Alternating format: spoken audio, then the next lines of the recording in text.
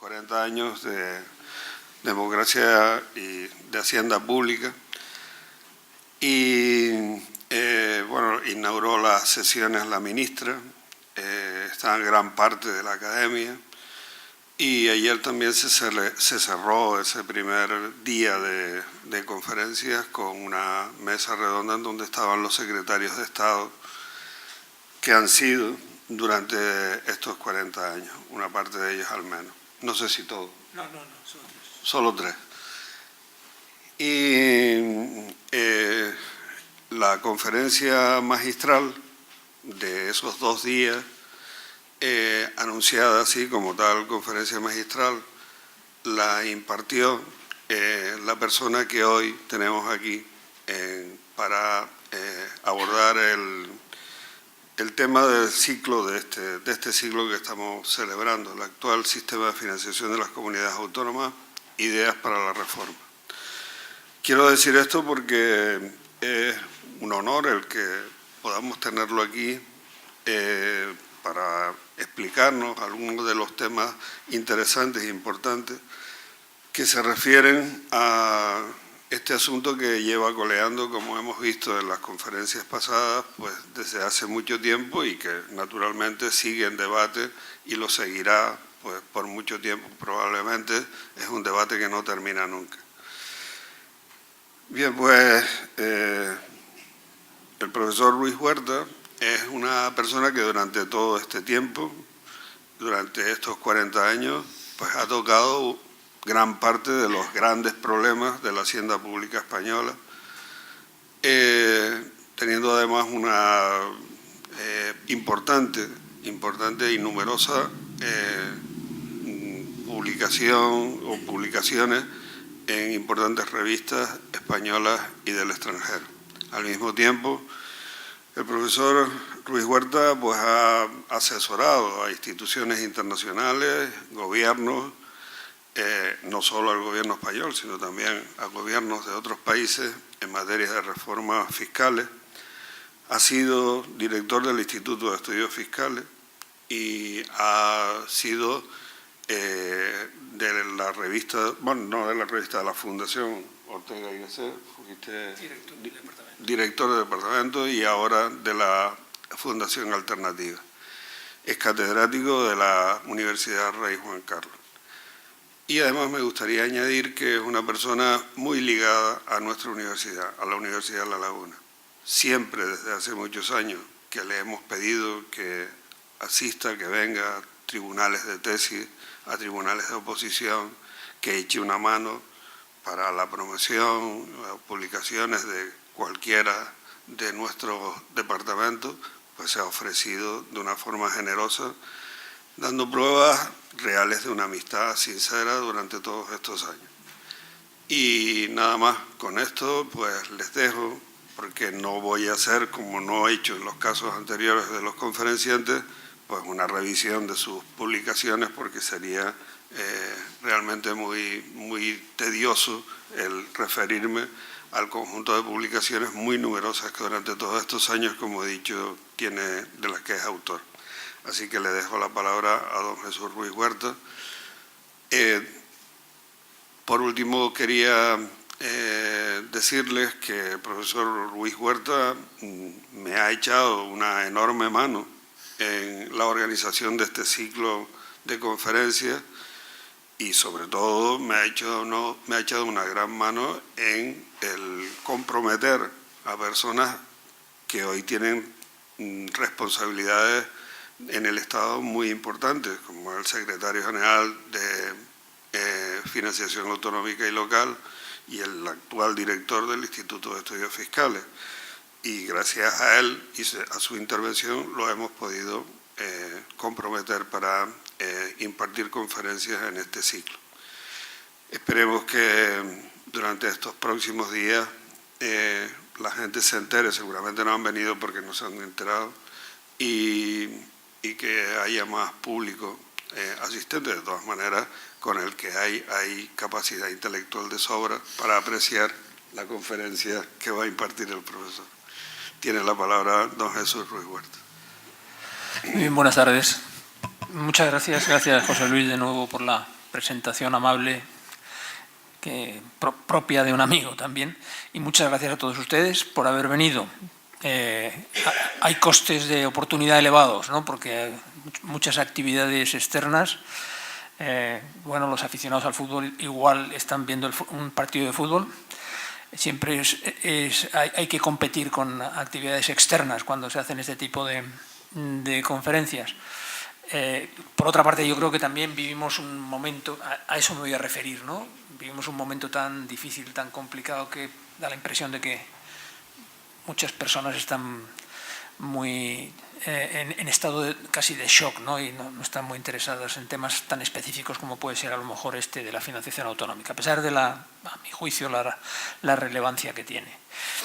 Yo quiero insistir en lo que decía José Luis, si pueden hacer también un poco de propaganda, porque las personas que vienen efectivamente son personas que están ahora comprometidas con cargos públicos y que tienen una responsabilidad de gobierno verdaderamente significativa.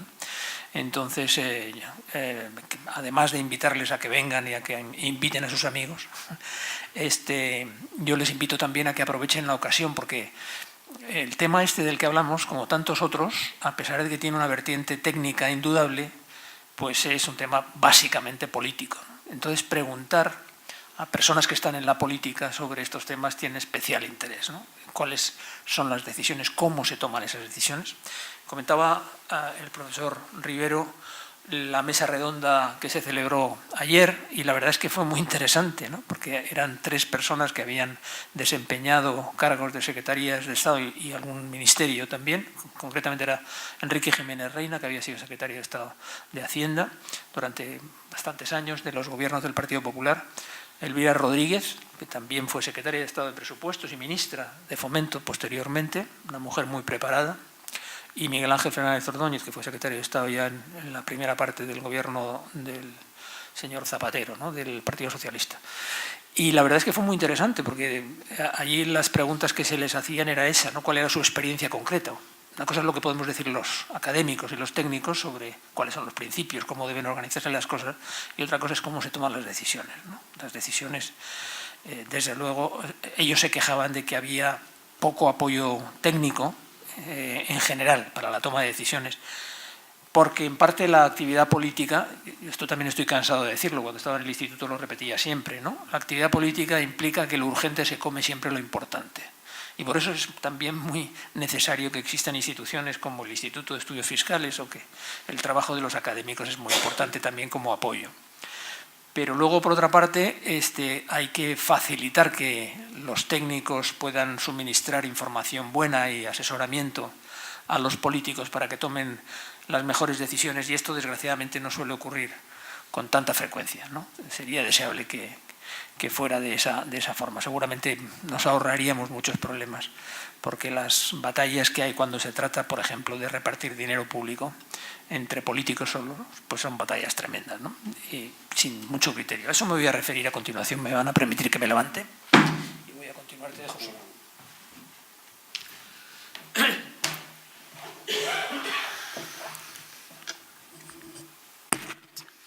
Bueno, se me ha olvidado comentar, ¿no?, que en cierta medida me dieron esa responsabilidad, me asignaron esa responsabilidad ayer, porque, como decía el propio director del Instituto de Estudios Fiscales, había que buscar una persona veterana, que fue una manera muy elegante de decir que llevo muchos años en el oficio, ¿no?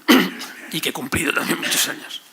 Bueno, el tema que nos ocupa, claro, es monográfico esta semana, entonces es fácil que los que participamos en el mismo a veces repitamos algunas cuestiones. Yo he intentado orientar esta conferencia de una manera un poco diferente. Les voy a invitar a que discutamos al final, y quería, en lugar de hablar de describir los sistemas, de ver cómo funcionan o cómo han funcionado, haré alguna alusión a eso, pues voy a hablar un poquito de los criterios básicos, de los principios básicos que deben informar una cuestión como esta, que es importante, pero a la luz de todo lo que ha pasado. No es la primera lección del curso, es como una especie de repetición de la primera lección después de haber explicado todo lo que venía, a propósito de cómo ha funcionado el sistema, cómo se ha ido aplicando, qué mecanismos hemos utilizado, qué hemos aprendido, qué no hemos aprendido, etc. ¿no?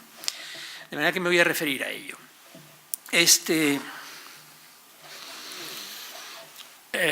Bueno, este es un poco el índice de lo que quería plantear. No voy a poner demasiadas diapositivas, sino que voy a invitar, como decía antes, a que discutamos, ya que somos un grupo relativamente pequeño, podemos hablar de temas que quizá nos pueden interesar, ¿no? Voy a hacer una pequeña introducción, centrarme en los principios, hacer un repaso rápido de modelos anteriores de financiación, a ver de dónde partimos, dónde estamos, hacer un poquito la valoración del modelo, ya que el título de mi conferencia se refería a eso, pero vamos, una valoración muy corta, porque ya sé que Santiago Lago y Ana Herrero lo han contado en las sesiones anteriores, ¿no? Y voy a terminar con esa última cuestión de las preguntas pendientes, alternativas, líneas de cambio, etcétera. Pienso aprovechar en la medida de lo posible también algunas de las cosas que había preparado para la conferencia de ayer, porque realmente una de las cuestiones que yo planteaba era que la descentralización ha sido uno de los elementos nucleares de los 40 años de Hacienda Democrática. Es decir, hemos vivido en un periodo de tiempo bastante corto un cambio extraordinario en el país.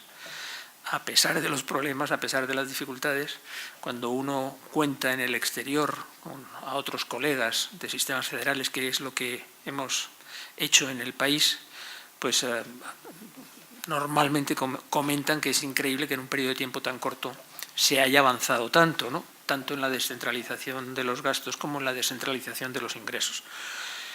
Somos muy aficionados en el país a machacarnos, ¿no? A la autocrítica, ¿no?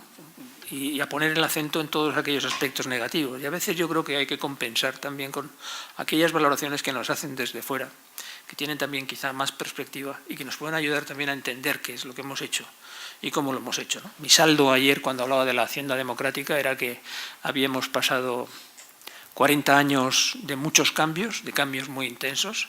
El panorama del país había cambiado extraordinariamente en todos los aspectos, y el de la Hacienda Pública también. Los gastos han cambiado porque tenemos servicios públicos generales, los gastos de protección social son los más importantes en el presupuesto actual, que pueden representar a lo mejor el 60-65% de los gastos totales. Los ingresos han cambiado, pagamos más impuestos que los que se pagaban antes, sin ninguna duda.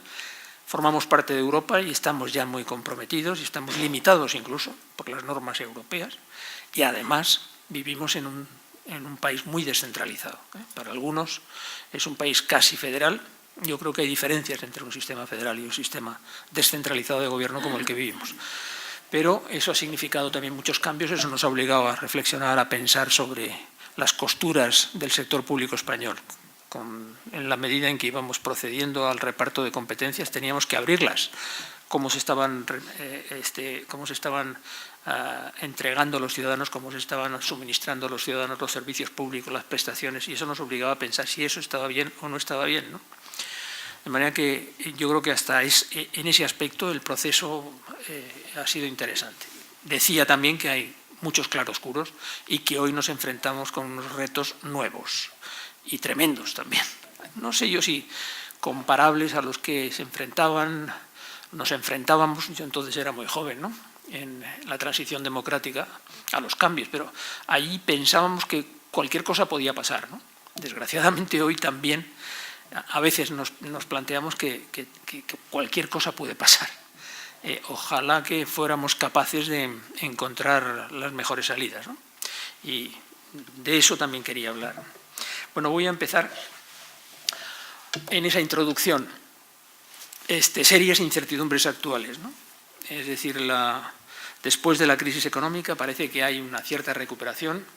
No se puede hablar quizá de una recuperación total, porque las magnitudes económicas todavía no, en algunos casos sí, pero todavía es puntual, no han recuperado los niveles que teníamos al final del periodo de expansión anterior del ciclo.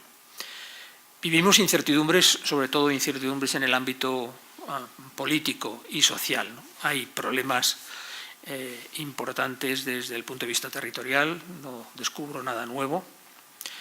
El caso de Cataluña es un caso especialmente significativo. Las elecciones andaluzas, de la misma manera, también nos han sorprendido por los resultados obtenidos y por las novedades que se incorporan, lo que nos obliga también a pensar cómo se han hecho las cosas anteriormente. Y el marco internacional tampoco es que sea un buen espejo donde mirarnos ni un ámbito que nos dé tranquilidad, ¿no? Desde el punto de vista económico las cosas no están muy mal. Desde el punto de vista del modelo de descentralización, yo diría también que, como no ha habido cambio en el sistema de financiación, hemos seguido funcionando con el modelo del año 2009, con los recursos garantizados por el modelo del 2009, ¿no?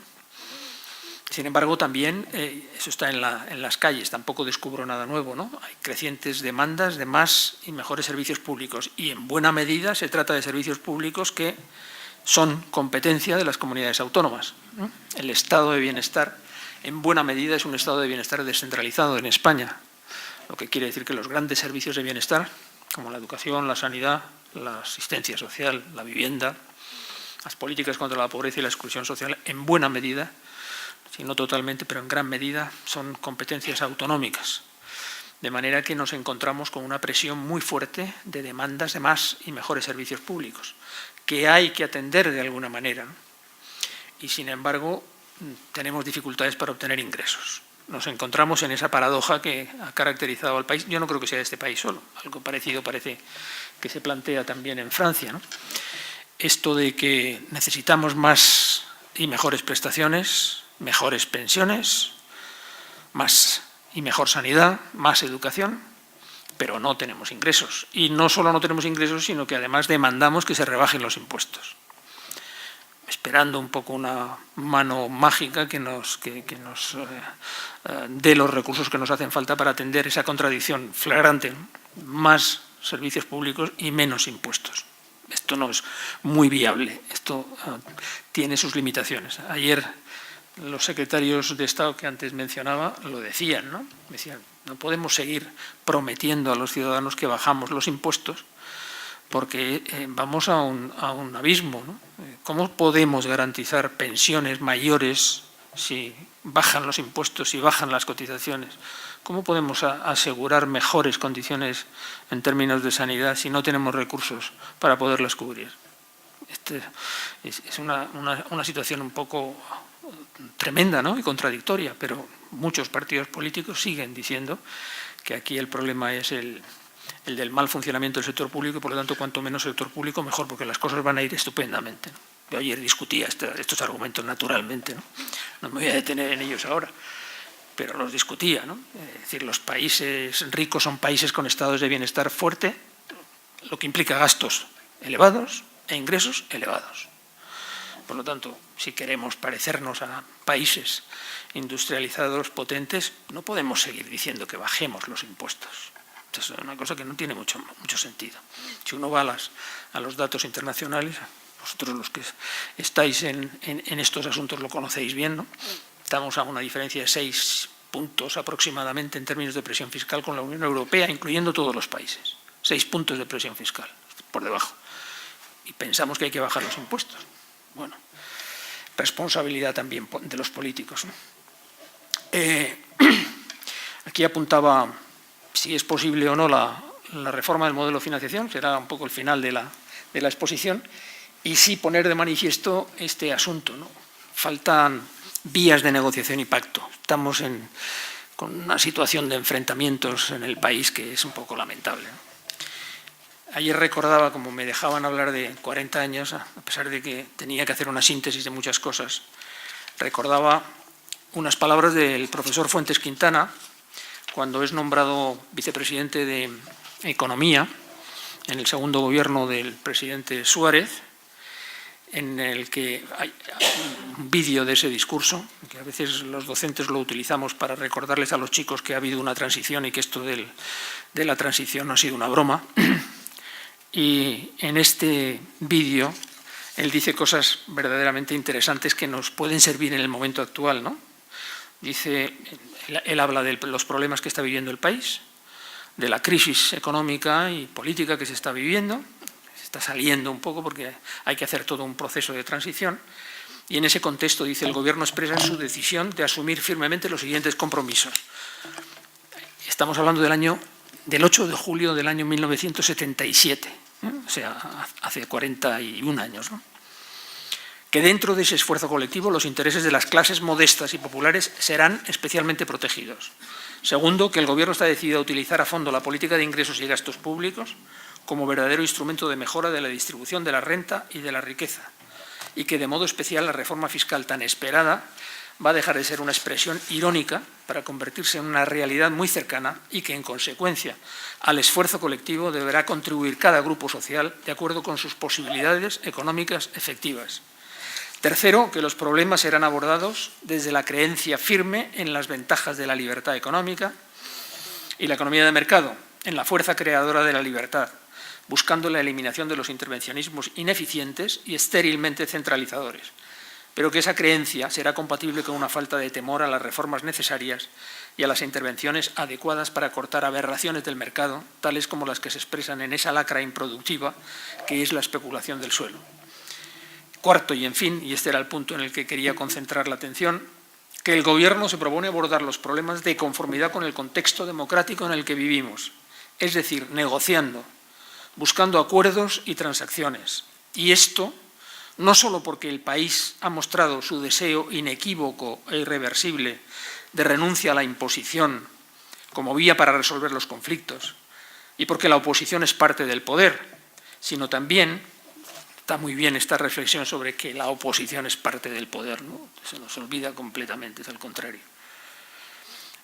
Sino también porque, como he señalado antes, los problemas planteados son problemas que afectan al interés nacional y que exigen para su solución la colaboración responsable de todos los grupos y de todos los partidos. Era una situación muy especial.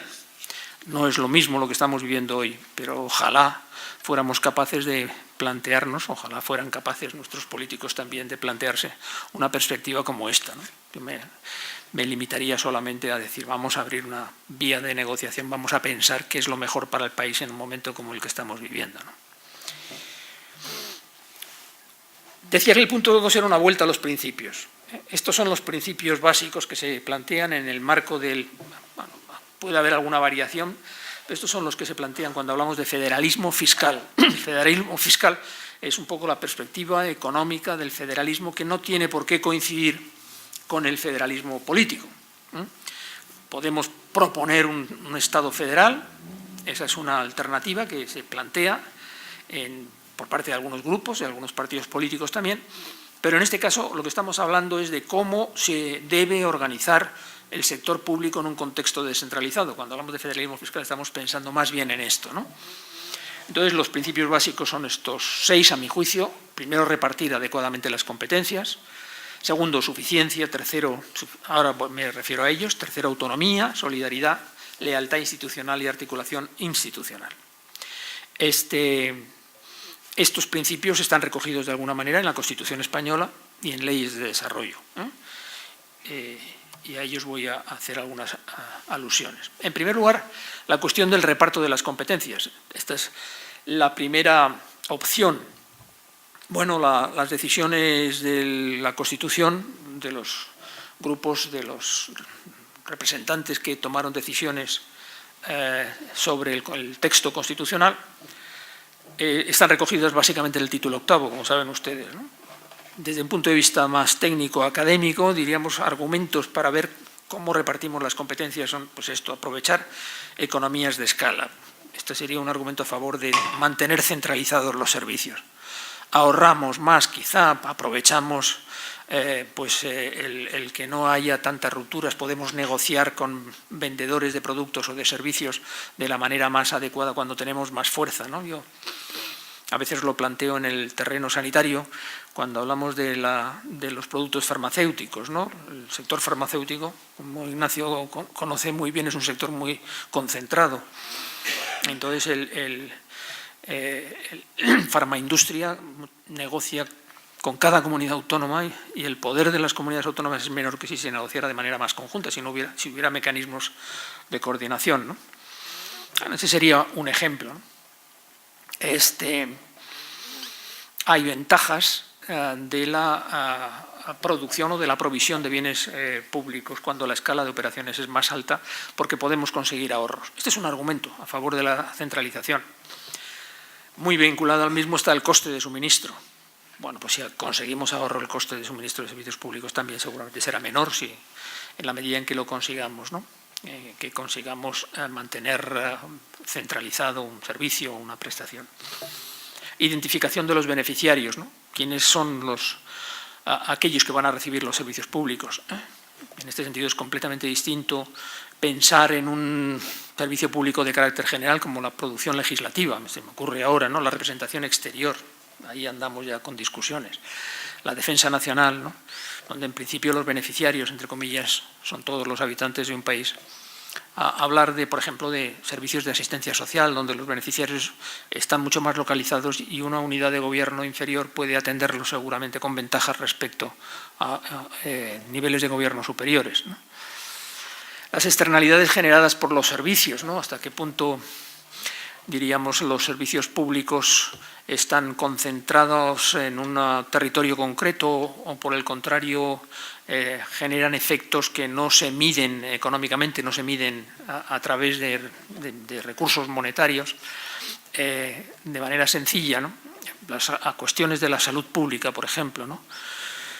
Se trata de una competencia, salud pública, no estoy hablando de sanidad, de atención sanitaria, ¿no? En términos de salud pública sí que hay un argumento para que el gobierno superior sea el responsable de salud pública, ¿no? Nosotros ahí, a mi juicio, patinamos un poco porque fue una de las primeras competencias que se descentralizó, ¿no? Pero es muy difícil ponerle trabas a las infecciones, a los problemas que tienen efectos medioambientales, etcétera.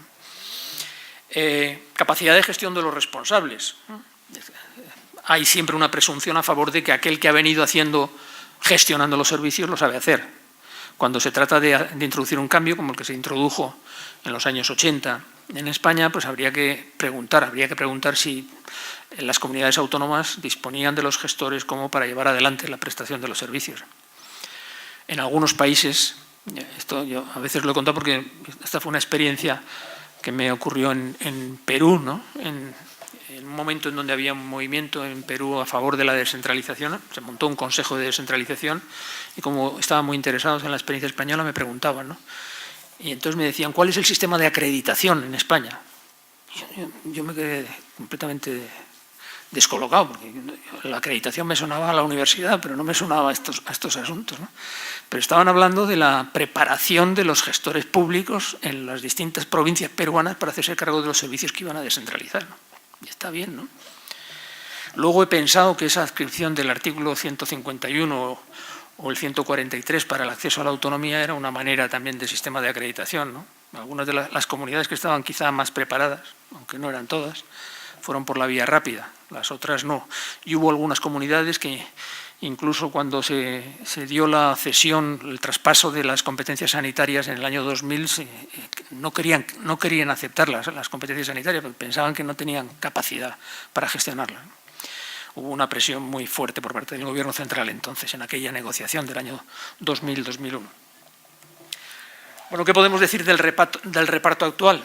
Pues en medio del caos que vivimos y de la polémica nacional hay quienes quieren más competencias y hay quienes quieren menos competencias, ¿no? Y entonces cada vez oímos más opiniones y las encuestas de opinión, que a mí me llamaba la atención el otro día, una encuesta de opinión en donde se ponía de manifiesto que había más del 50% de los encuestados a favor de la recentralización de servicios, ¿no? Esta es una pregunta, ¿no? Pregunta para el auditorio. ¿Hay que recentralizar los servicios?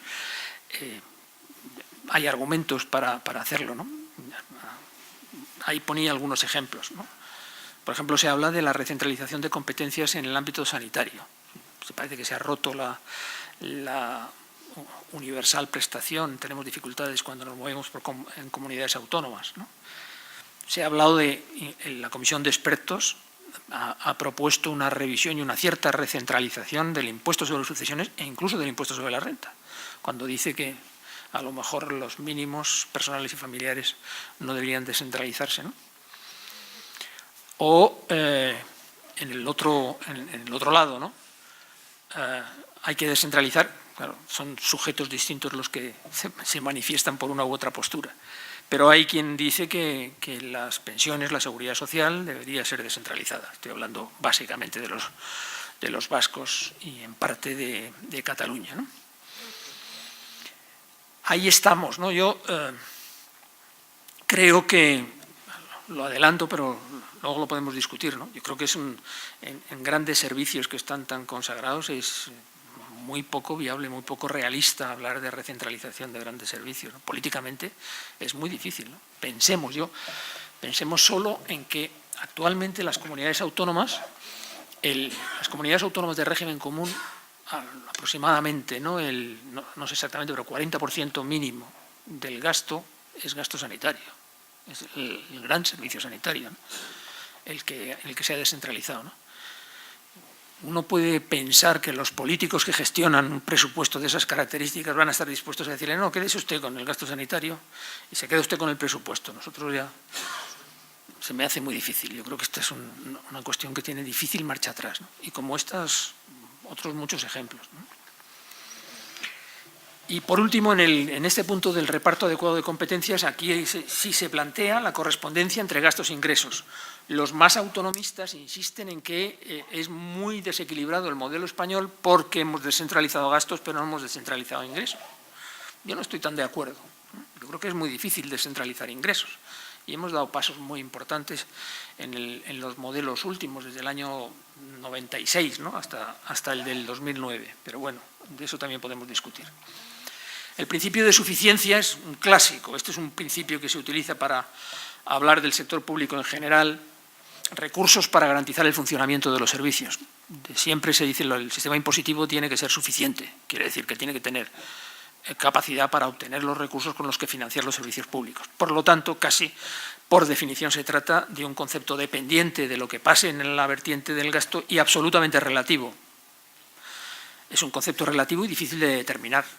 Las demandas de mejora de servicios públicos pueden ser infinitas. Pensemos en los precios de tratamientos sanitarios, en precios de medicamentos, etcétera, ¿no? Entonces, es un concepto que hay que entenderlo en su contexto, marcando límites al gasto. Es decir, podemos gastar esto, tenemos que tener recursos para poder cubrir esto y evitar situaciones anómalas como son el incumplimiento, el endeudamiento, etcétera, ¿no? En tercer lugar, el principio de suficiencia afecta a todos los niveles de gobierno. O sea que tenemos que pensar en la suficiencia de las comunidades autónomas, la suficiencia de los gobiernos locales y la suficiencia de la administración central también. Si procedemos a la descentralización de ingresos, comentábamos en la comida, yo vengo de Madrid y ya por eso estoy imputado un poco como centralista, ¿no? Pero no quiero ser centralista, ni mucho menos, pero es cierto que la Administración Central habrá que exigirle siempre responsabilidades, pero tiene que tener recursos suficientes para realizar sus tareas. Y parte de sus tareas es el jugar ese papel moderador y de arbitraje, ¿no? Es decir, que a veces cuando los colegas de Cataluña, especialmente del País Vasco y de algunas otras comunidades, dicen que hay un desequilibrio vertical porque el Gobierno central tiene muchos ingresos y en cambio los gobiernos autonómicos tienen muchos menos ingresos, ¿no? La diferencia entre gastos e ingresos es muy mala en prejuicio de las comunidades autónomas y en beneficio del Gobierno central. Pues hay que recordar esto que es tan elemental, ¿no? Si aceptamos el papel moderador o de arbitraje del Gobierno central, habrá que aceptar también que tiene que tener un presupuesto que sea superior a la cobertura de sus servicios públicos, los que le corresponden por competencias, ¿no? Bueno, en todo caso, sí que es importante, esto sería importante, evitar solapamientos y atención de servicios a servicios propios y no ajenos. O sea que cuando hablamos de suficiencia también tenemos que pensar cuáles son las competencias de cada nivel de gobierno, ¿no? Porque es muy frecuente, esta es una queja de los gobiernos locales, en el sentido de que, como son los que están más cerca de los ciudadanos, todas las presiones y las demandas de los ciudadanos inmediatamente se dirigen a los gobiernos locales. Y los gobiernos locales, pues a veces pueden atenderlas y otras veces no. Y ahí tenemos una polémica, ¿no? En ese sentido se habla de gastos impropios o de gastos de suplencia. y las corporaciones locales siempre piden recursos para compensar los gastos de suplencia. El tercer principio es el de autonomía, capacidad para tomar decisiones sin interferencias, más claro en lo que respecta a los gastos, menos en lo que respecta a los ingresos, ¿no? La autonomía financiera y tributaria implica tomar decisiones sobre ingresos recaudados. A mí se me dan unos ingresos, yo comunidad autónoma recibo unos ingresos, por ejemplo, inicialmente la recaudación de tributos cedidos. Entonces yo con eso hago lo que quiero, tengo una cierta autonomía para manejar esos recursos. Me dan una parte del impuesto sobre el valor añadido. Con esos ingresos yo puedo operar. En segundo lugar, la capacidad para tomar decisiones sobre la gestión tributaria. ¿Quién es el que se encarga de la gestión de los tributos? De las liquidaciones, la recaudación, la inspección, etcétera, etcétera, revisión. Cuanto más capacidad de gestión tenemos, más autonomía, ¿no? Y en tercer lugar, la regulación de los elementos tributarios, lo que se ha llamado la capacidad normativa. Hay más autonomía cuando se avanza desde el punto A hasta el punto C. Por otra parte, podemos ordenar los recursos según el grado de autonomía. Y en ese sentido distinguimos entre los tributos propios. Yo creo el tributo, una comunidad autónoma crea un impuesto medioambiental, por ejemplo, y por lo tanto yo soy el dueño yo fijo el hecho imponible, la base imponible, los tipos y me quedo con la recaudación. Aquí hay un componente de los ingresos de las comunidades autónomas que es bastante limitado porque no es fácil crear nuevos impuestos con capacidad recaudatoria.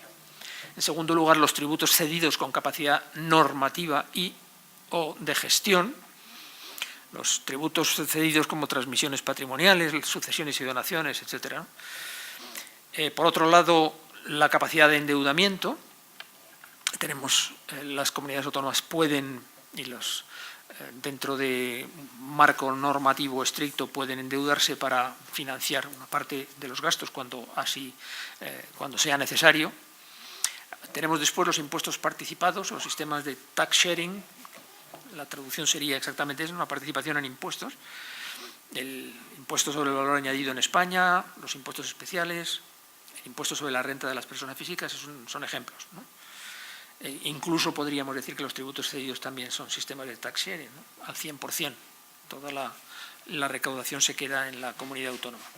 Y luego tenemos el mundo de las transferencias que son los recursos que se entregan sin contrapartida desde un nivel de gobierno a otro, ¿no? Ahí hablamos de las incondicionadas, no se exige, diríamos, una asignación concreta del dinero obtenido por transferencia, y las condicionadas que sí lo exigen. El cuarto principio es el de solidaridad, que se recoge en nuestra Constitución. La Constitución se fundamenta en la indisoluble unidad de la nación española, patria común e indivisible de todos los españoles, y reconoce y garantiza el derecho a la autonomía de las nacionalidades y regiones, principio de autonomía, que la integran, y la solidaridad entre todas ellas. La solidaridad es un término que tiene que ver con sentimiento y la actitud de unidad basada en metas e intereses comunes, y es un término que parece que se relaciona con el intento de ayudar sin recibir nada a cambio, con la aplicación de lo que se considera bueno, buscando origen semántico, ¿no? Asimismo, se habla de solidaridad cuando se refiere a alguien a los lazos sociales que unen a los miembros de una sociedad entre sí, ¿no? Ese sería el sentido de la palabra. Es una palabra con connotaciones positivas realmente y que tiene sentido en un país que ha vivido unido durante tiempo y procede a la descentralización y por lo tanto interesa mantener lazos de solidaridad. Hay dos manifestaciones diferentes en términos concretos de la descentralización. Uno sería cuando nos referimos a las diferentes capacidades económicas. Hay territorios con más riqueza, con más capacidad económica, con más posibilidades y otros que tienen menos. Entonces hay un argumento para que se fomente el crecimiento, el desarrollo de los territorios con más dificultades. Desde hace años en España tenemos esa línea fronteriza que no parece que haya cambiado demasiado, ha cambiado algo, pero no parece que haya cambiado demasiado del norte y el sur. La parte sur del país, incluyendo también a Canarias, es la zona con menor riqueza, quizá con menor capacidad económica. No sé muy bien el término que hay que aplicar en estos casos, ¿verdad? pero un poco hay argumentos para defender la compensación económica, en sentidos puramente económicos, a aquellos territorios que por las razones que fueran tienen dificultades para salir adelante. Y los indicadores para medir esto son los convencionales, ¿no? La renta per cápita, por ejemplo, ¿no? O indicadores de otro tipo, como pueden ser los relacionados con los niveles de pobreza o niveles de privación. Nosotros hicimos un trabajo sobre privación no hace mucho tiempo y salía muy claro que privación significa que las personas no disfrutan de los bienes que son disfrutados con carácter general por la mayoría de la población, o sea, que tienen dificultades, ¿no? Y estos son índices que se construyen a partir de las encuestas en las que se pregunta a la gente, pues, por ejemplo, si tienen calefacción en la casa, si pueden disfrutar de un periodo mínimo de vacaciones, en fin, este tipo de cuestiones, preguntas casi cualitativas, ¿no? Pues a partir de eso se construyen los índices y lo que nos salía, desde luego, es que los indicadores de privación se dan más en el sur y estaban especialmente altos en Canarias, concretamente. La segunda modalidad son los problemas que se plantean en términos de diferencias en la prestación de servicios públicos, ¿no? Y esto importa diferenciarlo. Hay políticas ad hoc para atender ambas cuestiones. Siempre, repito, en un país unitario que expresa en su Constitución la necesidad de solidaridad porque quiere mantener los lazos de unión. Y aquí el instrumento para las diferencias de capacidad económica son los fondos de desarrollo regional. En España tenemos el Fondo de Compensación Interterritorial, que es el único instrumento de financiación autonómica con rango constitucional. Está contemplado por la Constitución. Lo que pasa es que en el Fondo de Compensación Interterritorial, a lo largo de estos años, ha ido perdiendo peso específico y en la actualidad el Fondo de Compensación y en parte los fondos europeos representan un peso relativamente pequeño. De manera que esas diferencias que existen entre territorios en términos de capacidad económica no se solucionan fácilmente. Y para el segundo caso son los fondos que llamamos de nivelación de servicios públicos, que todo el mundo tenga un acceso similar a los servicios públicos. Las transferencias difieren en ambos casos. En el caso de los fondos de desarrollo regional hablamos de transferencias condicionadas. Le damos dinero desde el gobierno central o de otras comunidades más ricas, pero para que usted invierta para conseguir un desarrollo económico, un desarrollo regional, ¿no? Para eso hace falta disponer de buenos indicadores. Insisto, la transferencia puede ser vertical, de arriba abajo, o horizontal, cuando son las comunidades ricas las que ceden fondos para el desarrollo regional a favor de aquellas que tienen menor capacidad económica. La segunda, la de nivelación, no suele ser condicionada. En este sentido, es una transferencia en países descentralizados que se acuerda entre las distintas partes para conseguir niveles, decía, de servicios públicos semejantes, suponiendo que los ciudadanos de los distintos territorios tienen una presión fiscal también similar, es decir, que pagan los mismos impuestos, por entendernos, ¿no? En este sentido, las transferencias de nivelación, que son mucho más potentes económicamente, no son condicionadas. Las comunidades autónomas reciben transferencias de nivelación para que las destinen a lo que estimen más oportuno, ¿vale? Una cuestión interesante al hilo de esta explicación. En el sistema foral, el sistema de concierto y convenio del País Vasco y de Navarra, el cupo y la aportación, que es el vínculo que mantienen con el resto del Estado, según se recoge en la ley de concierto, se destina a pagar por los gastos o los costes no asumidos por la comunidad autónoma vasca y Navarra. Es decir, que aquellos servicios que sigue prestando la Administración Central, el resto del Estado, diríamos, en el territorio de la comunidad autónoma vasca, ¿vale? Y se menciona siempre 4 tipos de gasto: la Casa Real, Defensa, Exteriores y el Fondo de Compensación Interterritorial. Pero en cambio no está incluido nada en relación a los fondos de nivelación, que son mucho más potentes económicamente. Este es un argumento también interesante, ¿no? Desde esta perspectiva también de la jerga, para que nos recordemos todos un poco esto, el cupo y la aportación, siempre que resulte positivo, porque a veces resulta negativo, ¿no? Hacen los cálculos y al final hay que pagar más al País Vasco y a Navarra. Cuando es positivo, sería una transferencia vertical de abajo arriba. o sea, Euskadi y Navarra, entregan fondos para cubrir los gastos en los que ha incurrido el resto del Estado, la Administración central, en el territorio vasco o navarro. ¿Es compatible el crecimiento de la autonomía con la solidaridad? Pues aquí normalmente se plantean contradicciones, naturalmente, ¿no? Hay quienes demandan más autonomía, normalmente las comunidades más ricas, los que tienen potencialmente más recursos, y piden limitar la nivelación. En el caso de sistemas comparados, Estados Unidos, en donde los estados más potentes pues, han conseguido que prácticamente no existen fondos de nivelación clásicos, diríamos, como los que existen en Alemania, en Austria, en España, en Australia, etcétera, ¿no? Eso no quiere decir que no haya transferencias, sí que hay transferencias, ¿no? Pero son transferencias ad hoc, es otra cosa. Son transferencias condicionadas, por ejemplo, para atender la situación de los niños, en fin. Australia sería un caso opuesto. En España, por ejemplo, pues más partidarios de la autonomía y menos de la nivelación, naturalmente Cataluña sería un ejemplo y Extremadura sería al contrario, ¿no? Por citar algún caso. Desde los gobiernos que tienen recursos se insiste en los efectos spillover, ¿no? El efecto spillover significa efecto derrame, es decir, no me quite usted dinero para dárselo a mi vecino pobre porque yo aquí lo voy a invertir bien, voy a conseguir crecimiento económico y eso va a acabar derramándose en beneficio incluso de aquellos señores a los que les dábamos dinero, ¿no? Aquí hay, detrás de esto hay también una argumentación ideológica potente, ¿no? Es decir, mucho mejor dejarlo en manos de la iniciativa privada, no intervenga usted sector público, ¿no? Tema abierto al debate, pero también muy tramposo en ocasiones cuando se plantean.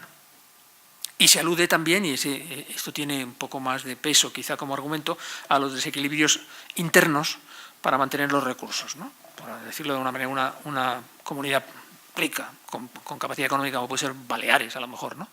Dice, yo tengo problemas internos que tengo que atender antes de darle el dinero a gente que está en otra comunidad autónoma, ¿no? Los casos de Alemania y España, por ejemplo, han sido casos interesantes porque aquí se ha planteado, como saben ustedes, los problemas de los excesos de nivelación, el debate sobre la reordenación, que supongo que habrán comentado mis colegas en los días anteriores.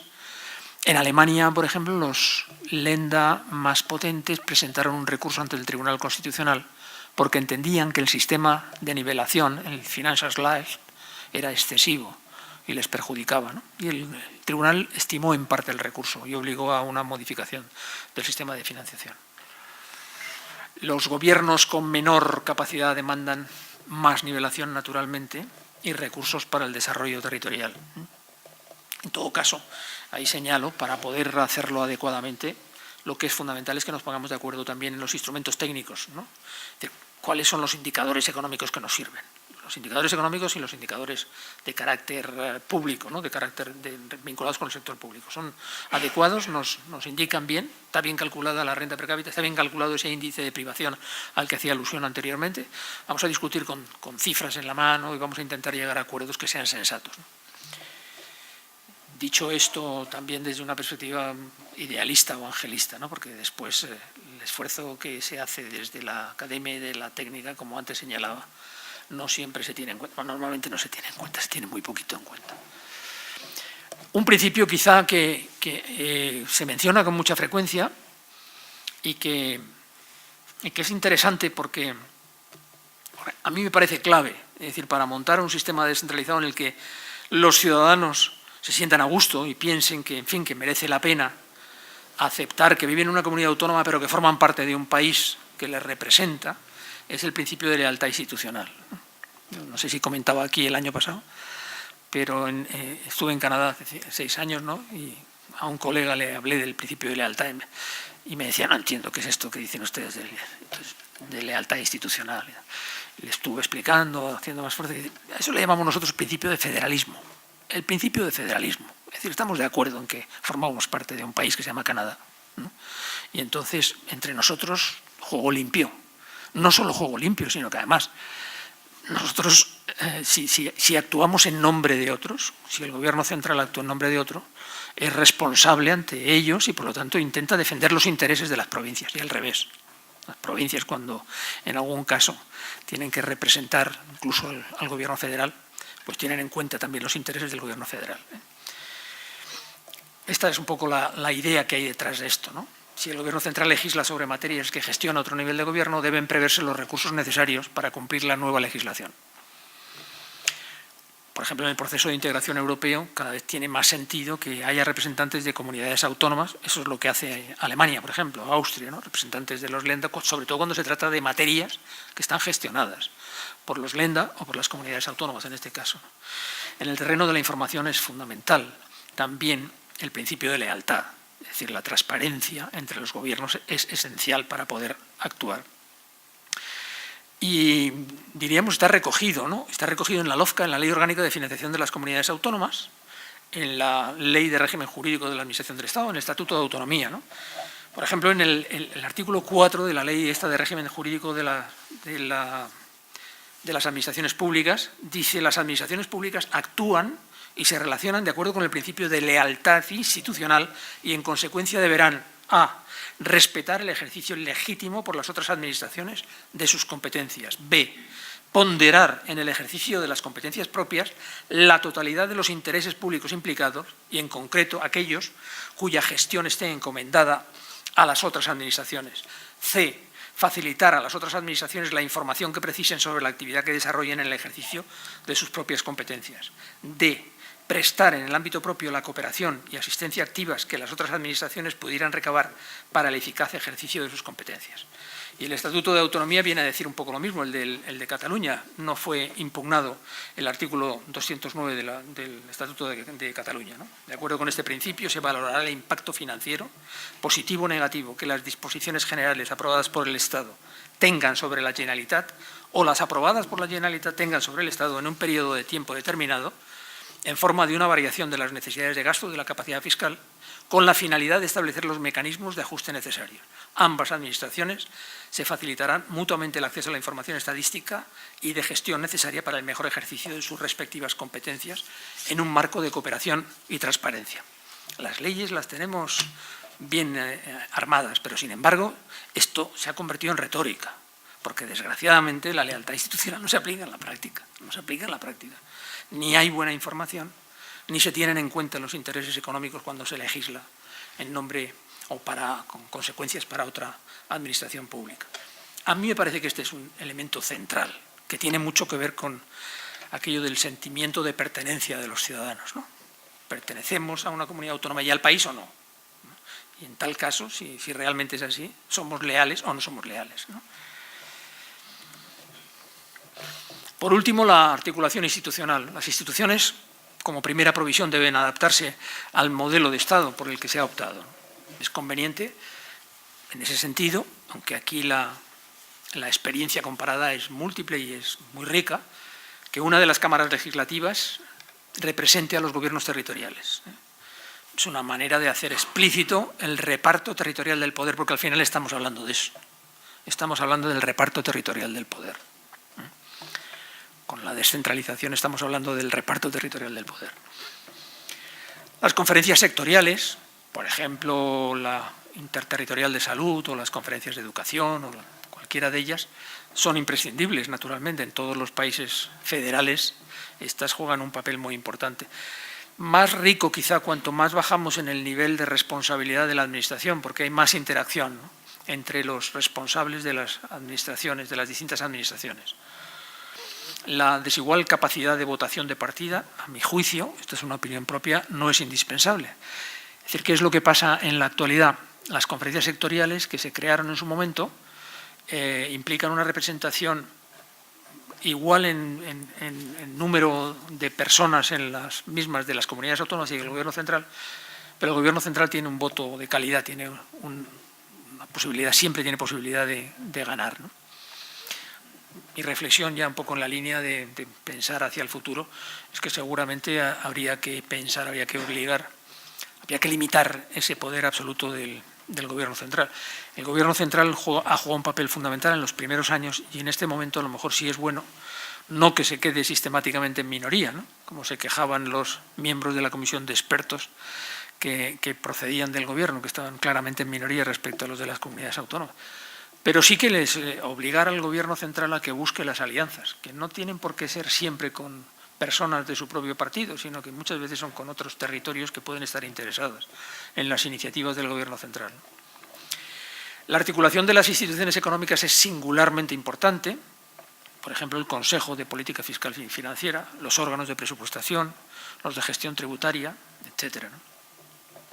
Quizá tiene un especial interés, porque eso representa también un reparto adecuado del poder territorial, la cuestión de la gestión tributaria, ¿no? Existen, como saben ustedes, la agencia central y las agencias autonómicas. La comisión de expertos habla de una agencia de administración tributaria integrada, quizás sea demasiado, pero el Estatuto de Autonomía de Cataluña y otros estatutos han hablado de los consorcios, ¿no? Los consorcios significa que como hay agencia estatal y hay agencias comunitarias o autonómicas, pues se trata de repartirse el trabajo sobre la marcha, sobre una cuestión que yo he pensado muchas veces en el impuesto sobre la renta de las personas físicas. Las agencias de las comunidades autónomas pueden tener ventajas a la hora de hacer un seguimiento de los empresarios individuales, los autónomos, etcétera, ¿no? ¿Por qué no se llega a un cierto pacto en ese terreno? Esto realmente ha habido modificaciones con motivo de las reformas de financiación autonómica. Siempre se ha intentado dar más cancha, más presencia a los órganos de gestión fiscal de las comunidades autónomas, pero no han tenido tanto éxito. Paso al tercer punto, pero voy a ir más deprisa porque, como decía, esto a lo mejor ya lo han planteado los otros colegas o se verá mañana o pasado. Estos son los modelos de financiación o sistemas de financiación que se han producido desde el año 78 hasta el momento, ¿no? Primero, poner en marcha el sistema, hay que repartir las competencias. ¿Cómo lo hacemos?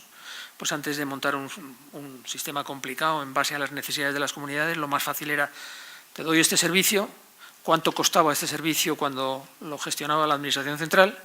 Vamos a hacer un cierto ajuste y te doy entonces el servicio con los recursos que yo utilizaba para mantener este servicio. Esa es la idea del coste de los traspasos, ¿no? Coste efectivo era un término específico y técnico en el que no voy a entrar. Se cedieron algunos impuestos, además de los impuestos propios. Las comunidades, como he dicho antes, pueden crear sus propios impuestos. Los impuestos cedidos tradicionales pues son sucesiones y donaciones, transmisiones patrimoniales, las tasas del juego, el impuesto sobre el patrimonio.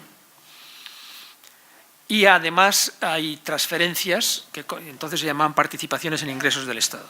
Entonces aquí el principal cambio era que se estaba dando la descentralización, y esto ha durado muchos años, ¿verdad? El segundo sistema es el primer sistema que se intenta determinar o denominar definitivo, y hay una restricción inicial, que es lo que han gastado las comunidades hasta entonces. Entonces esa restricción inicial, apoyada con fondos del Gobierno central, es lo que sirve para hacer el reparto entre las comunidades autónomas, y se busca una fórmula de reparto. ¿Cuánto necesita cada comunidad autónoma? Y ahí entramos en un debate enorme, ¿no? Porque la primera idea es que lo más importante es el número de habitantes, pero no vale. También nos interesa cuáles son las necesidades reales, ¿no? Y en ese sentido ya introducimos la idea de lo que llamamos técnicamente los habitantes ajustados, es decir, en función de las necesidades. No es lo mismo un igual número de habitantes en el gasto educativo en Andalucía que a lo mejor, qué sé yo, en Cantabria, porque seguramente en Andalucía hay muchos más jóvenes en edad educativa, por lo tanto eso distorsiona los resultados. En términos de impuestos, aquí se introduce esta idea de la recaudación normativa, ¿no? Antes decíamos, los dos mecanismos de financiación son los tributos cedidos y lo que no os llegue para cubrir vuestros gastos, transferencias. Entonces, ¿qué pasaba? Se generaba un incentivo negativo, ¿no? Si va a venir la transferencia, yo me encargo de la gestión de los tributos cedidos, pero no voy a hacer ningún esfuerzo. Entonces, ¿qué se hace? Se acuerda de decir, no, te vamos a dar transferencias en función de una recaudación normativa. ¿Qué quiere decir? Yo creo que tal como están las cosas puedes obtener tanto dinero, tantos recursos por el impuesto sobre transmisiones patrimoniales. Y lo que se pase de eso, eso está garantizado, esa recaudación normativa. Entonces, si tú consigues más recursos que la recaudación normativa, esos son para ti, tú lo decides, y si tienes menos, ese es tu problema. Es una manera de incentivar que las comunidades autónomas hicieran una buena gestión de los tributos cedidos. Eso ya se ha mantenido durante todo el tiempo, ¿no? Luego hay una nueva fórmula de cálculo de necesidades. Los otros sistemas van introduciendo poco a poco cosas, elementos nuevos. Por ejemplo, en el año 93 se introduce la cesión del 15% en la cuota del IRPF. Esa es una iniciativa también de gobiernos catalanes. Por cierto, ya es bien conocido, todos estos sistemas en gran medida fueron impulsados por los gobiernos catalanes, que eran los más interesados en estimular la autonomía, etcétera. Todos, desde el principio. La Ley Orgánica de Financiación toma sus esquemas fundamentales del Estatuto de Sau, el Estatuto primero de Cataluña. Bueno, hay cambios de fórmulas. En el 97 hay un aumento sensible de impuestos y cesión de capacidad normativa. Por primera vez en los grandes impuestos se decide que las comunidades pueden hacer algo, el impuesto sobre la renta fundamentalmente, porque los indirectos tenemos siempre las limitaciones europeas. En el año 2001 hay un nuevo acuerdo, que es cuando se reparte la sanidad ya para las comunidades que todavía no lo tenían, y aumenta la cesión de los tributos y de la capacidad normativa. Y en el 2009 crece también cesión de imposición y capacidad normativa, y se crea ese fondo nuevo, que es el Fondo de Nivelación de Servicios Públicos Fundamentales, ¿vale? Que es un fondo de nivelación parcial que garantiza igual financiación per cápita en los grandes servicios públicos que están en manos de las comunidades autónomas: sanidad, educación y servicios sociales. Este es un cuadro que a lo mejor ha podido enseñar Ana Herrero, y no me voy a detener en él, el paso de los distintos modelos, en donde podemos ver cómo, desde el punto de vista de autonomía, el sistema cada vez gana más autonomía, ¿no? Podemos discutir aspectos puntuales, no voy a parar en ello, pero la filosofía de este cuadro es que la parte blanca implica más capacidad propia de las comunidades y la parte gris menos capacidad, porque son transferencias. Más impuestos, lo blanco; más transferencia, lo gris. Aunque hay cuestiones que son discutibles, por ejemplo, la participación en el IVA o en los impuestos especiales. Pero, en fin, la dinámica parece que es fortalecer el ámbito de ingresos propios, porque son participaciones, el 50% del IVA o el 58% de los especiales. Son participaciones, pero de libre disposición, naturalmente, por las comunidades autónomas. Ellas deciden lo que quieren. O sea, eso les corresponde a las comunidades autónomas, ¿vale? Una valoración rápida del modelo de 2009. Había una preocupación por el aumento de la autonomía y una preocupación también por ceder más capacidad normativa.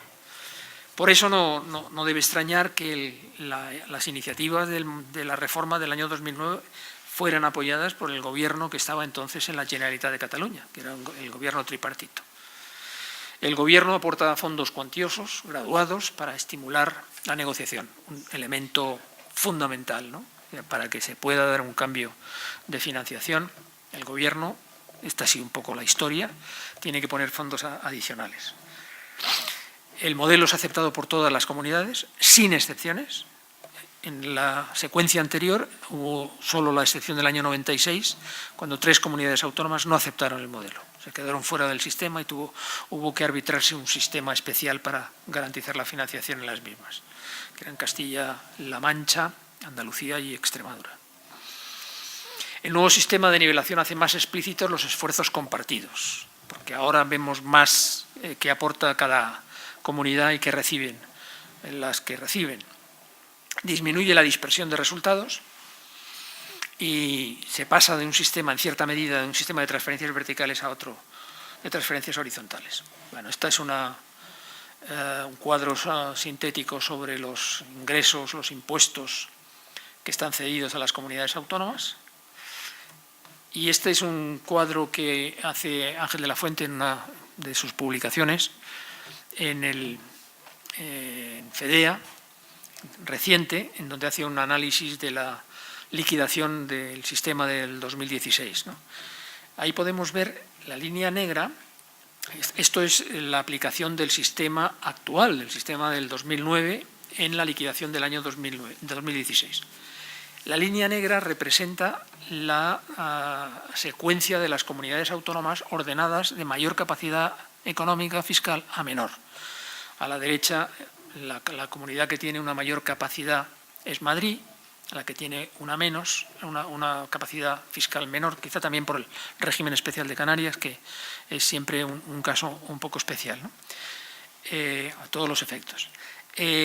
Como consecuencia, esta sería la secuencia, la diferencia ordenadas respecto a 100 de la capacidad económica. Las comunidades ricas a la derecha, las comunidades con menos capacidad económica están a la izquierda. Después de la aplicación del Fondo de Nivelación de Servicios Públicos, sale la línea azul. En términos de desviación estadística, por ejemplo, el indicador de capacidad económica, si no recuerdo mal, daba una desviación del orden del 27 y pico, ¿no? Y cuando aplicamos el sistema del Fondo de Nivelación de Servicios Públicos Fundamentales, nada más, solo el fondo, que es el mecanismo igualador más importante, nos encontramos en la línea azul. Y la desviación baja de ese 27 a un 6,4, si no recuerdo mal. Si aplicamos los otros fondos, me explicaría Ana seguramente ayer, se vuelven a producir distorsiones un poco raras y se descoloca el sistema y aumenta la desviación, ¿no? La desviación ahora sube 1,5 puntos, 7 y pico. Los aspectos negativos, pues ya se habrán señalado: mantenimiento del statu quo. Este es un tema polémico, es decir, se puede conseguir una negociación sin que en la cual alguna comunidad pueda perder. Sería la manera de plantearlo al revés. Y la garantía de nivelación total. Es decir, en el sistema actual se asegura la nivelación total, porque antes hablaba, el Fondo de Nivelación de Servicios Públicos Fundamentales es un fondo de nivelación parcial, pero como tenemos los otros fondos, cubrimos todos los servicios de manera igual. Entonces, a los efectos prácticos es como si hubiera una nivelación total. Lo cual, en cierta medida, se contrapone a una idea de autonomía también. ¿Cuál es el margen de maniobra con el presupuesto por parte de las comunidades? El modelo no evita la opacidad del sistema y la complejidad. Los nuevos fondos plantean complejidades, problemas, especialmente el Fondo de Cooperación, que no tendría más sentido canalizarlo a través de los fondos de desarrollo regional, pero se decidió meter aquí en la nivelación y distorsiona el asunto, ¿no? La autonomía y la corresponsabilidad, a pesar de los avances que se producen, no están garantizadas, ¿no? Y se sigue manteniendo un problema importante en algunos tributos, que es la competitividad fiscal a la baja. Es lo que ha pasado con los impuestos sobre herencias, ¿no? Impuestos sobre sucesiones. Casi aparece en buena medida una parte muy importante del impuesto como consecuencia de que yo rebajo la presión fiscal en mi comunidad. Entonces hay una tendencia al desplazamiento de otras comunidades. A mí esto me lo han dicho en Cataluña, ya se han ajustado en Andalucía. Esto se ha producido. Hay pocas comunidades que mantengan una tributación potente en sucesiones, ¿no? Aparte de que es un impuesto con muchas dificultades, ¿eh? Pero Andalucía hizo una reforma importante hace no tanto para evitar ese efecto, o sea, como consecuencia de la competencia de otras comunidades autónomas. Y a mí en Cataluña me han dicho en ocasiones que lo de Madrid era un agravio para ellos, ¿no? Porque la gente, en la medida en que eso era posible, se trasladaba a Madrid con objeto de pagar menos impuestos. El criterio de equidad perseguido sigue sin estar suficientemente claro. Este es un problema del modelo. ¿Qué es lo que queremos?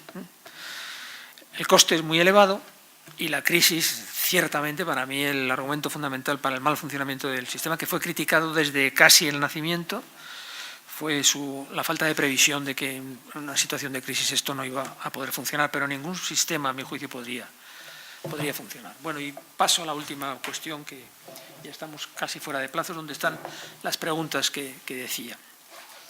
¿Alguna solución para corregir la asimetría entre el sistema foral y el común? ¿Puede extenderse el foral? ¿Con qué condiciones? Planteo las preguntas y empezamos la discusión, si queréis, un ratito, si estáis dispuestos. ¿Ha evolucionado bien el modelo? ¿Se puede hablar de una línea de mejora, empeoramiento? ¿Tiene sentido la reforma periódica del sistema? ¿Es bueno que sea estable? Si acudimos a continuas modificaciones, ahí se plantean algunos problemas. Sin embargo, es un tema tan complejo que parece, hay una cierta contradicción, es un tema tan complejo que parece imposible pensar, como planteaba el gobierno del Partido Popular en el año 96, de que este era el sistema definitivo. Era un canto al sol, porque era muy difícil, ¿no? Cuarto, ¿cómo garantizar la lealtad institucional y el juego limpio? es una cuestión de educación. Hay quien dice que a lo mejor había que dotarle de fuerza jurídica al principio de lealtad institucional, ¿no? Cuando ustedes no cumplen, tendrán una penalización. Una pregunta para que se puedan plantear en las sesiones de mañana y de pasado, ¿no? ¿Predomina la política o las soluciones técnicas? Mi experiencia, desde luego, es que la política es fundamental. Ayer le contaba al profesor Rivero y a Baco que con políticos que habían estado en la discusión del modelo de 2001 nos contaban cómo se había hecho la discusión y uno temblaba diciendo, bueno, tanto trabajo técnico para este resultado, ¿no? ¿Cómo avanzar? ¿Sistema tributario separado? Esta es una vía que no se está explorando en España, pero que se relaciona mucho con la siguiente, ¿no? ¿Es viable un federalismo asimétrico, como existe en otros países? ¿Se podría articular? Solo como reflexión, enseguida hay reacciones diciendo, no, todo es lo mismo, todo es lo mismo. Pero son comparables las situaciones de una comunidad autónoma como la catalana y La Rioja, a todos los efectos. Es que tenemos un sistema un poco raro también, ¿no? Si fuera un poquito más equilibrado, las cosas serían diferentes. ¿Son viables pactos, negociaciones, como decía Fuentes Quintana? ¿Es posible una propuesta federal que vaya un poco más allá? En fin, estas son las preguntas. Si quieren podemos hablar un poquito sobre esto. Yo me quedo aquí.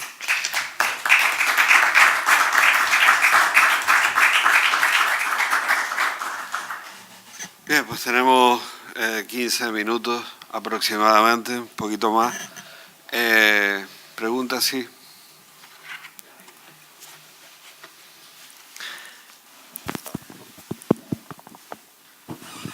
Ahí hay, bueno, lo que se ha venido exponiendo ha surgido a lo largo del tiempo un incremento del deseo de recentralización, el deseo manifestado en las encuestas en cuanto a recentralización. Yo creo que esto está bien dado porque, por un lado, se contempla la deslealtad absoluta institucional entre unos y otros, gobierno central y autonomías. Una deslealtad institucional absoluta la reflejó la ley de dependencia de Zapatero. Se largó la ley de dependencia, cosas que tenían que hacer las comunidades, sin ninguna ficha financiera, sin nada. Ahí va eso y vamos a ver cómo salimos de paso. Eso fue del libro y desde luego produjo distorsiones tremendas y calenturas. Después está también, respecto a esa manifestación de recentralidad, el incremento enorme de los gastos capítulo 1 en los presupuestos de general. Cómo ha crecido y cómo eso se lleva a la parte de la tarta extraordinariamente. Y luego, me parece que también, bueno, aparte de la corrupción, que también es una fuente de gasto, porque la corrupción al final son formas de gastar indebidamente, el despilfarro, y en alguna medida pues todo esto lleva a un peso en que la ciudadanía pues empieza a pensarse si lo que se hizo fue bueno en cuanto a descentralizar y conviene volver para atrás, porque luego están otros mecanismos, como están demostrando ahora con la educación y con las diferencias de servicios sanitarios de unas comunidades con otras. Y claro, pues todo esto pesa en el ciudadano. Creo que hay que, como base, es que la lealtad institucional tiene que manifestarse y tienen que manifestarla los políticos que rigen cada autonomía y el gobierno central. Está muy bien. Si quiere alguien más hablar, me parece muy razonable lo que dice. Lo que pasa es que nos encontramos en una situación paradójica, ¿no? En donde no es una cuestión solo de las comunidades autónomas, ¿no? Es una cuestión también del Gobierno central. Y el problema es que a veces cuando se plantea lo de recentralizar, está bien la reflexión, ¿no? Lo ha planteado muy bien, ¿no? Diciendo, a lo mejor no deberíamos haber, pero es que estamos en otro territorio ya, se han pasado 40 años, y entonces volver hacia atrás parece que es como poco realista, ¿no? Y por otra parte, ¿no? En un sistema centralista y sobre todo autoritario, no teníamos capacidad para saber nada de lo que pasaba. Entonces seguramente el despilfarro, la corrupción, etcétera, pues estaba a la orden. Bueno, lo sabemos después, incluso lo sabemos después, ¿no? Entonces, ¿qué garantía tenemos que la recentralización de los servicios va a significar una mejora en términos de bienestar de la ciudadanía, ¿no? Pues muy pocas, yo creo que muy pocas, ¿no? Pero bueno, pero está muy bien la reflexión, lo agradezco. Yo creo que es verdad que la ciudadanía está en ese estado. ¿Más preguntas? Sí. Como es realmente difícil volver atrás, porque claro, el sistema foral parece que efectivamente a los que le tienen les va excelentemente bien. O sea, tienen pues casi de todo. Tú te vas por el País Vasco y aquello ha evolucionado de una forma espectacular. Volver atrás del sistema foral parece imposible. La pregunta que tiene usted ahí puesta, ¿puede extenderse el sistema foral? Esa es, digamos, lo que me gustaría saber su opinión. Sí, a ver, hay un problema, ¿no? Este es un problema clave de nuestro sistema, ¿no? Y es que hemos generado en la práctica un federalismo asimétrico muy mal diseñado, porque genera agravios comparativos. Esto es clarísimo, es decir, uno va a las cifras y además es unánime. Los académicos estamos totalmente de acuerdo porque es muy difícil negar la evidencia.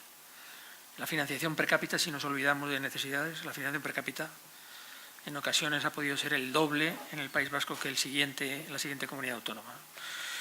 ¿Qué es lo que pasa? Pues que el sistema de concierto y de convenio funcionan bien las administraciones, yo no pongo en duda que la gestión sea adecuada, etcétera, pero tienen recursos muy superiores a los de otras comunidades autónomas. Y la compensación que hacen al resto del Estado es sensiblemente inferior a la que debieran. Aquí entran otra serie de elementos que no se pueden controlar fácilmente, como puede ser los factores de carácter político, los compromisos políticos. Se puede controlar porque hay una secuencia también. Estamos negociando el cupo y a última hora el cupo se rebaja sensiblemente porque ha habido una negociación política, sin mucho argumento, ¿no? La barbaridad es que, claro, ¿cómo se le puede decir a Cataluña que no tenga los mismos privilegios que tiene el País Vasco, ¿no? Pues, negando la validez del modelo vasco, para empezar, ¿no? Y yo creo que en Cataluña pasa, por ejemplo, que yo creo que sí son conscientes. Incluso cuando planteaban lo del pacto fiscal, hablaban de un sistema parecido al del País Vasco con algunas matizaciones, ¿no? Pero quería comentar, aprovechando eso, pues lo tenía por aquí. Se hizo una encuesta en el año 2014 a los parlamentarios del Parlamento español y de parlamentos autonómicos. Creo que era una muestra de 555 personas, y sobre lo que pensaban a propósito de la extensión del sistema foral. Solo como opinión, no como aproximación. El 73% opinaba entonces que no debería extenderse el sistema foral al resto de las comunidades. Un 15,5% cree que sí y un 11% cree que sí, pero con condiciones. Los porcentajes de los parlamentarios catalanes, nacionales y autonómicos, eran un 10%, algo más de las respuestas anteriores, 65 respuestas. Un 68% cree que no se debería extender, un 17% cree que sí y un 15% piensa que sí, pero con condiciones. ¿Cuál es el problema, no? Bueno, habría que, digo, más allá de la opinión de la gente, ¿no? ¿Se puede extender? Yo creo que es inviable, o sea, no da un resultado de suma cero, ¿no? El cambiar el sistema actual por el otro, porque como hay una clara ventaja a favor del sistema foral, pues entonces esto solo sería relativamente útil si se llegara a algún acuerdo en las comunidades con más recursos económicos. Las comunidades que no tienen recursos y que reciben transferencias, ¿cómo van a aplicar A mí me parecía patético como había algún grupo político en Galicia que demandaba el sistema de concierto. Y dices, bueno, pero ¿cómo es posible? Porque el sistema de concierto y de convenio consiste en que la propia comunidad recauda todos los tributos. Pero es que no te salen las cuentas a ti. En Galicia no te salen las cuentas. En el País Vasco sí. Además es una comunidad pequeña. En Cataluña también, en Madrid también, en Baleares. Pero en las regiones que tienen dificultades, que viven en cierta medida, gracias a las, estoy hablando de servicios públicos, ¿no?, a las transferencias, que es inviable, ¿no? Si tú vas a gestionar todo, salvo que además de gestionar tus propios tributos, recibas también transferencias. ¿Pero de dónde recibes transferencias? Entonces, ¿cuál es el resultado final? Supongamos que lo extendemos es que es inviable, ¿no? Supongamos que lo extendemos. Al final, a lo mejor lo que hacemos es cargarnos la administración central, ¿no? Simplemente flujos. ¿Y eso quién lo regula? La voluntad de las partes. ¿Y qué pasa con la voluntad de las partes? Que normalmente el que tiene los recursos es el que decide. Con lo cual, el papel de la administración central como poder moderador y arbitraje es fundamental en este contexto, ¿no? Vamos, no sé qué pensáis los demás, pero yo lo veo así, vamos.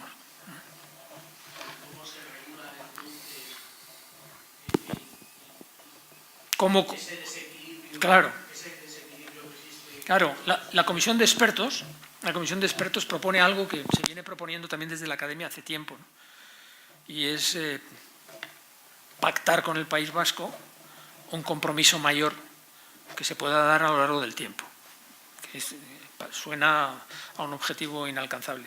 Pero yo, si tuviera que marcar una serie de líneas rojas mínimas para sacar adelante la situación actual del país en términos territoriales, yo creo que esa es una de las líneas rojas. Es decir, no se puede combatir adecuadamente el independentismo catalán si no ponemos de alguna manera algún límite a un sistema que es claramente privilegiado. Es que es claramente privilegiado, ¿no? Digamos, por la determinación del cupo, por los ajustes del IVA, porque no cubren los fondos de nivelación, cuando se supone, los juristas dicen siempre que es un caso muy claro de un posible recurso que se ganaría por un recurso de anticonstitucionalidad. Así de bárbaro. Me parece que no hay político que se atreva a hacer eso, ¿no? Porque la Constitución dice muy claramente que no debe haber privilegios entre territorios y tal. Y luego hay cuestiones muy elementales. Si uno repasa los sistemas comparados, no hay ningún país en el mundo en donde la administración central de ese país no tenga ninguna atribución tributaria en un territorio. Esto es una cosa, no sé cómo lo hemos hecho realmente. Yo no soy el responsable, pero no sé cómo lo hemos hecho, ¿no? Porque al final, esto lo sabemos de las técnicas de negociación. Yo creo que todo lo que decimos, yo me creo el mensaje de la lealtad institucional y además creo que la apuesta por el pacto y la negociación es la única vía de salida para este país, ¿no? Pero lo que sabemos en técnicas de negociación es que el que impone las condiciones al final es el que tiene los recursos. Como ha pasado, por otra parte, en la historia de la descentralización, al poder especial del Gobierno de Madrid. El Gobierno de Madrid tenía un plus, ¿no? Y esto que contaba también de las conferencias sectoriales va por ahí también, ¿no? Pero, en fin, no tengo la poción mágica para solucionar ese problema, desgraciadamente. Pero a mí sí me preocupa mucho, la verdad. Paco, Francisco Ortiz. Bueno, muchas gracias por tu magnífica conferencia una vez más.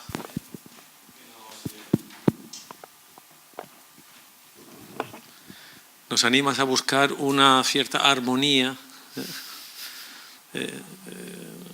que es una voluntad académica de entendimiento, ¿no? De algo que es un conjunto de principios que me recuerda un poco a la forma de pensar escolástica, ¿verdad? Vía jurídica, ¿verdad?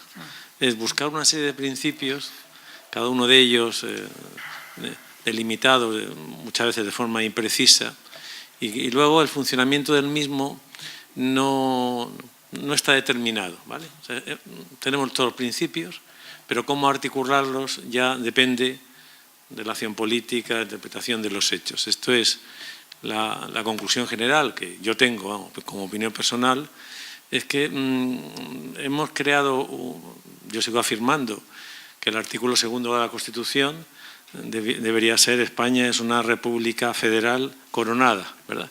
Porque es una república, efectos políticos, separación de poderes, etcétera, ¿verdad?, que es federal, ¿verdad? Como el federalismo, y en esto discutimos, ¿verdad?, el federalismo es un concepto que no está definido de forma precisa. Si lo vemos en la parte política sí, y si lo vemos en la parte fiscal, en la parte política, perdón, no como concepto jurídico. Tendríamos que ir entonces a hechos históricos. Es quién inventa el federalismo, cómo lo inventa, ¿verdad?, cómo se va aplicando o se va exportando a diferentes territorios, ¿verdad?, a diferentes sitios. Y entonces, bueno, pues se va formando una especie de concepto histórico, una institución histórica que es el que determina el concepto político de federalismo, ¿no? Y a eso le pasamos a la parte, intentamos separarla, en España hemos intentado separarlo, federalismo fiscal, ¿verdad?, como algo distinto, que es lo que creo que tenemos el problema ahora, de no encajar lo que parecía una solución vía técnica presupuestaria, de ingresos y gastos y de necesidades, para atender una demanda que lo sustancial era político, ¿verdad?, que era la demanda de la delimitación del federalismo, que no se ha hecho, ¿vale?, y que estamos, como tú has dicho, Cataluña es la que impulsó casi todos los cambios, ¿verdad? Entonces, hemos construido un federalismo de acuerdo con alguien que nos ha dado la pauta, que no quería ser federal, sino que quería ser independiente, ¿verdad? Entonces, es muy difícil concluir, en fin, como solución, yo la veo compleja, obviamente, ¿no? Pero concluir es, primero hay que delimitar desde el punto de vista político, ¿verdad?, lo que es España en el sentido de construcción conjunta o de integración conjunta. Esto es prepararse ya para la separación. O bien construirla primero desde el punto de vista político y luego añadirle estas cuestiones, ¿verdad?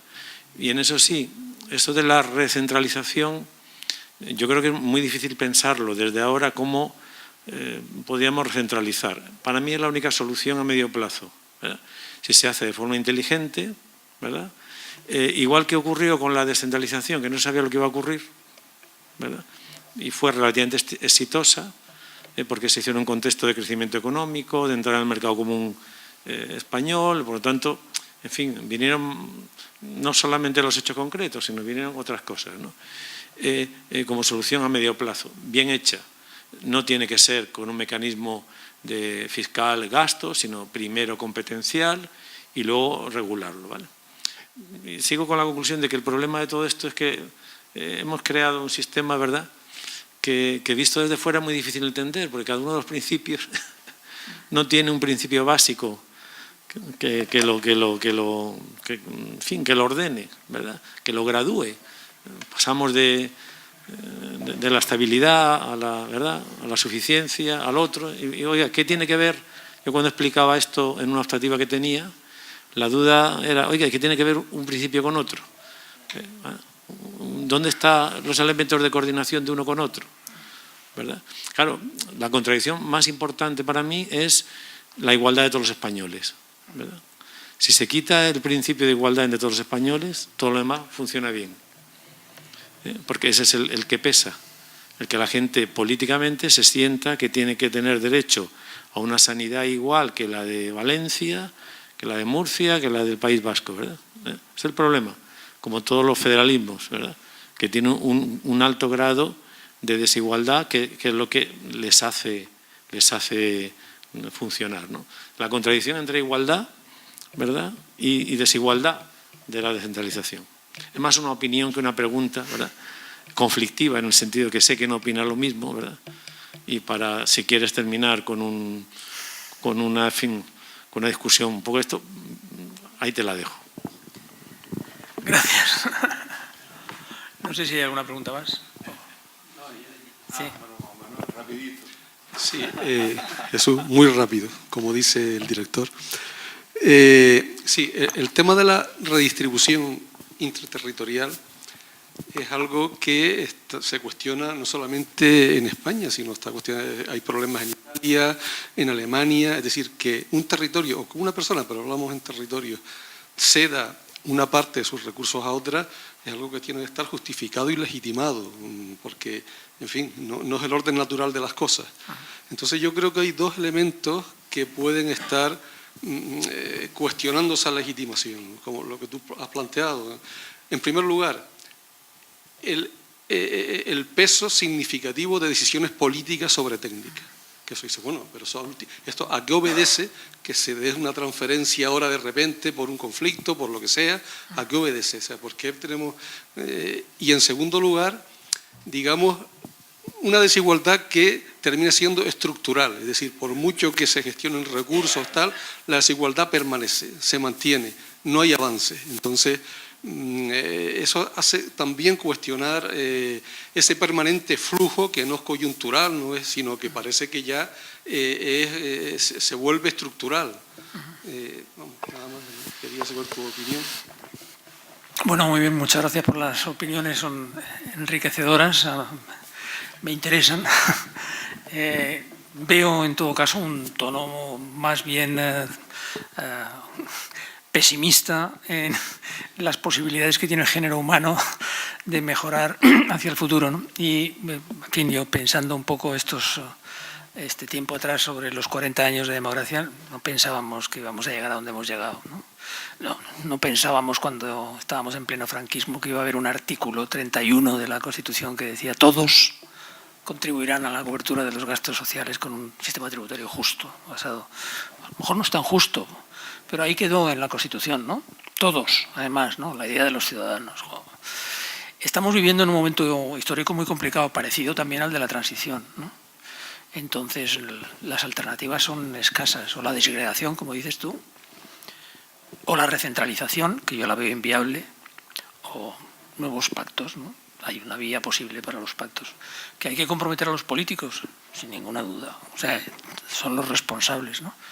A mí me tranquiliza ver que hay gente que cada vez más piensa en esa clave, ¿no? Es posible que haya que cambiar la Constitución, pensando en aquellos elementos que son más distorsionadores, ¿no? A lo mejor es también un momento para volver a lo que planteaba Fuentes, ¿no? Una dinámica, si creemos todavía en la democracia, una dinámica de negociación en donde llegamos, bueno, hasta dónde podemos llegar, ¿no? Y yo creo que cuando llegamos a situaciones extremas, posiblemente, vamos, yo apuesto por esto sobre todo porque me da mucho miedo las alternativas, me da mucho miedo lo que puede pasar en Cataluña o lo que puede implicar una política de recentralización en distintas partes, aparte de la contestación muy fuerte por parte de los políticos. Por otro lado, otra novedad del momento actual es que nuestras decisiones cada vez están más controladas a pesar del caos que estamos viviendo en Europa por Europa, ¿no? Nuestro sistema fiscal, nuestro sistema económico está absolutamente controlado por las instituciones europeas y eso no está mal.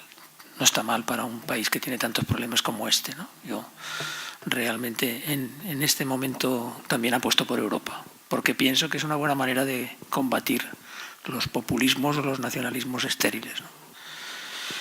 Es una apuesta, ¿no? Y desde luego no hay la poción de Fierabras para solucionar estos problemas, ni mucho menos.